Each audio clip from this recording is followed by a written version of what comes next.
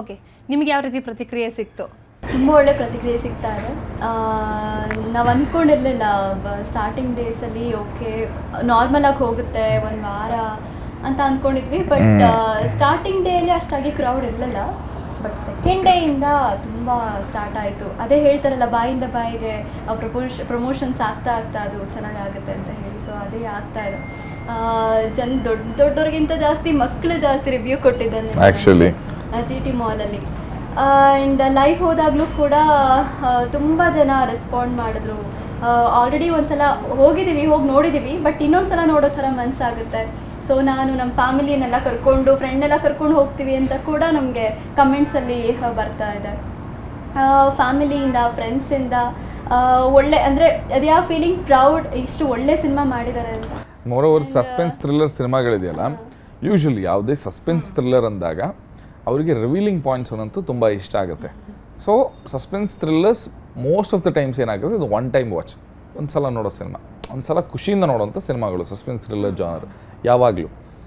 And ನಮಗೆ very surprisingly ಎಷ್ಟೋ ಜನ ಹೇಳ್ತಾರೆ ಇನ್ನೊಂದು ಸಲ ಬರಬೇಕು ಸರ್, ಇನ್ನೊಂದು ಸಲ ನೋಡಬೇಕು ಅನಿಸುತ್ತೆ, ಅಥವಾ ಫ್ಯಾಮಿಲಿನ ಕರ್ಕೊ ಬರಬೇಕು ಅನಿಸುತ್ತೆ ಅಂತ.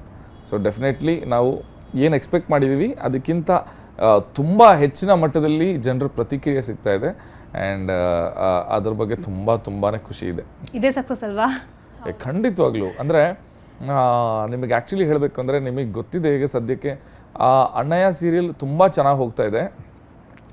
ಲಾಸ್ಟ್ ವೀಕ್ TRPನಲ್ಲಿ ಕೂಡ ನಂಬರ್ 1 ಪೊಸಿಷನ್ ಕೂಡ ಇತ್ತು. ಅದು ನಮ್ಮದು ಇದು ಮತ್ತು ಇನ್ನೊಂದೆರಡು ಧಾರಾವಾಹಿಗಳು ನಮ್ಮದು ಮೊದಲನೇ ಸ್ಥಾನದಲ್ಲಿತ್ತು. ಸೊ ಅಣ್ಣಯ್ಯ ಅನ್ನೋಂಥದ್ದು ಪ್ರತಿ ಮನೆಗೆ ರೀಚ್ ಆಗಿದೆ. ಆ್ಯಂಡ್ ಎಲ್ಲೇ ಕಡೆ ಯಾವುದೇ ಮೂಲೆಗೆ ಹೋದರೂ ನನ್ನ ಜನ ಮುತ್ಕೋತಾರೆ ಅಣ್ಣಯ್ಯ ಅಂದ್ಕೊಂಡು. ಬಟ್ ನಾನು ಅಂದ್ಕೊಂಡಿದ್ದೆ ಈ ಅಣ್ಣಯ್ಯ ಅನ್ನೋಂಥ ಪಾತ್ರ ಇಷ್ಟು ಸ್ಟ್ರಾಂಗಾಗಿ ಕೂತಿದೆ, ಬೇರೆ ಯಾವುದಾದ್ರೂ ಕ್ಯಾರೆಕ್ಟರ್ಸ್ನ ಜನ ಹೇಗೆ ತೊಗೊಳ್ತಾರೆ.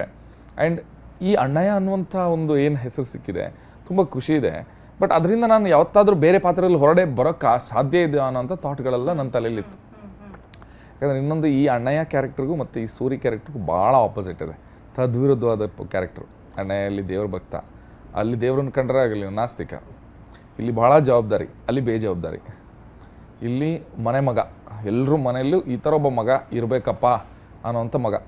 ಇಲ್ಲಿ ಈ ಥರ ಮಗನೂ ಬೇಕಾ ಅನ್ನೋ ಥರ ಒಬ್ಬ ಮಗ. ಅಂದರೆ ತುಂಬ ವೆರಿ ಆಪೋಸಿಟ್ ಕ್ಯಾರೆಕ್ಟರ್. ಜನ ಹೇಗೆ ತೊಗೊಳ್ತಾರೆ. ಬಟ್ ಎರಡು ಕಡೆನೂ ಹೀರೋನೇ, ಎರಡು ಕಡೆನೂ ಒಳ್ಳೆಯವನೇ. ಇದು ಎರಡು ಬಿಟ್ಟರೆ ವಿಷಯ, ಬಾಕಿ ಎಲ್ಲವೂ ಆಪೋಸಿಟು, ಆಯಿತಾ. ಸೊ ಇದನ್ನು ಹೆಂಗೆ ತೊಗೊಳ್ತಾರೆ ಅನ್ನೋದು ಭಾಳ ಕ್ಯೂರಿಯಾಸಿಟಿ ಇತ್ತು ನನಗೆ. ಬಟ್ ನೋಡಿರೋ ಜನ ಆ್ಯಕ್ಚುಲಿ ಅಪಾಯದ ಎಚ್ಚರಿಕೆ ನೋಡಿ, ಅಣ್ಣ ನಿಮ್ಮ ಸೀರಿಯಲ್ ನೋಡ್ತೀವಿ ಅಣ್ಣ, ಇದು ಬರ್ತಾರೆ ಎಲ್ಲ ಯೂಶ್ವಲಿ ಫಸ್ಟ್ ಅಂದರೆ ರೆಕಗ್ನೈಸೇಷನ್, ಅಣ್ಣ ನಿಮ್ಮ ಸೀರಿಯಲ್ ನೋಡ್ತೀವಿ ಅಣ್ಣ, ಸೂಪರ್ ಅಣ್ಣ, ಫಿಲ್ಮು ಏನು ಸೂಪರ್ ಅಣ್ಣ, ನಮ್ಗೆ ಇದರಲ್ಲೂ ತುಂಬ ಇಷ್ಟ ಆಗ್ಬಿಟ್ರೆ ಅಣ್ಣ ಅಂತ. ಸೊ ಒಂದು ಆಪೋಸಿಟ್ ಕ್ಯಾರೆಕ್ಟರ್ ಮಾಡಿದಾಗ ಜನ ಅದನ್ನು ಆಕ್ಸೆಪ್ಟ್ ಮಾಡೋದಿದೆಯಲ್ಲ, ಸೊ ಅದಕ್ಕಿಂತ ದೊಡ್ಡ ಗೆಲುವು ಏನೂ ಇಲ್ಲ. ಆ್ಯಂಡ್ ಯಾವಾಗಲೂ ಎಲ್ಲೇ ಅಣ್ಣಯ್ಯ ಅಥವಾ ಅಣ್ಣ ಅಂತ ಕೇಳಿದ ತಕ್ಷಣ ನನ್ನ ಕಿವಿ ಹಿಂಗಾಗುತ್ತೆ, ನಾನು ತಿರುಗಿಬಿಡ್ತೀನಿ. ಯಾರನೇ ಅಣ್ಣ ಅಂದರೂ ನಾನು ತಿರುಗ್ತೀನಿ, ಅಲ್ಲಿ ಬಂದುಬಿಟ್ಟಿದೆ. ಬಟ್ ಸಿನಿಮಾ ಥಿಯೇಟ್ರಲ್ಲಿ ಸಿನಿಮಾ ಮುಗಿದ ಮೇಲೆ ಸೂರಿ ಅಂತ ಜನ ಏನು ಕಿರ್ಚ್ತಾ ಇದ್ದಾರೆ, ಪಾತ್ರ ಗೆದ್ದಿದೆ ಅನಿಸ್ಬಿಡ್ತು ನನಗೆ. ಸೊ ಪ್ರಾಬಬ್ಲಿ ಒಬ್ಬ ಆ್ಯಕ್ಟರ್ಗೆ ಅದಕ್ಕಿಂತ ಜಾಸ್ತಿ ಖುಷಿ ಇನ್ನೇನೂ ಇರಲ್ಲ. ಯಾಕಂದರೆ ನಮ್ಮ ಎಷ್ಟೋ ವರ್ಷಗಳ ಸ್ಟ್ರಗಲ್ಲು ಈ ಪಾತ್ರನ ಜನರಿಗೆ ತೊಗೊಂಬರ್ಬೇಕು ಅಂತ ನಾವೇನು ಪ್ರಿಪ್ರೇಷನ್ಸ್ ಮಾಡಿರ್ತೀವಿ, ಅದು ಜನರಿಗೆ ತಲುಪಿದಾಗ ತುಂಬ ಖುಷಿ ವಿಷಯ. ಆ್ಯಂಡ್ ಖಂಡಿತವಾಗ್ಲೂ ಅದೇ ಸಕ್ಸಸ್. ಬಟ್ ಇನ್ನೂ ದೊಡ್ಡ ಮಟ್ಟದಲ್ಲಿ ಆಗಬೇಕು, ಸಿನಿಮಾ ಇನ್ನಷ್ಟು ಜನರಿಗೆ ರೀಚ್ ಆಗಬೇಕು. ಬಟ್ ಇವತ್ತಿನ ದಿನಕ್ಕೆ ಏನು ಆಗ್ತಾ ಇದೆ, ಏನು ಜನರ ಪ್ರತಿಕ್ರಿಯೆ ಇದೆ, ಅದರಲ್ಲಿ ತುಂಬ ಖುಷಿ ಇದೆ.